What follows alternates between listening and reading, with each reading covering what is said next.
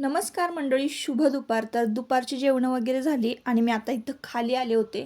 तर आमच्याकडं कसं आहे ना मंडळी, बघा कचरा तुम्हाला किती सारा दिसतोय.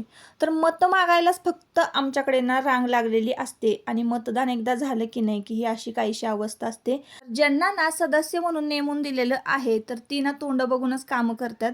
आणि कसं आहे, राजकारणी माणसांनी ना राजकारणी माणसांबरोबर राजकारण करायचं असतं, मतं देणाऱ्यांबरोबर राजकारण करायचं नसतं. असं काहीशी परिस्थिती आमच्याकडे असो. तर आता घरापाठीमागचीच घाण आहे, घराच्या पाठीमागं ओढा आहे, तर आपण काय तसं ठेवू शकत नाही. आता होळी आली, दरवर्षी ना मी इकडचं स्वच्छ करत असते. जरी आपलं कोणी केलं नाही किंवा नगरपालिका ग्रामपंचायतीची माणसं नाही ना आली तरी मी ही स्वच्छ करतच असते. घरापाठीमागचा संपूर्ण एरिया स्वच्छ केला. कागद प्लास्टिकची होती ती जाळली आणि वर आली.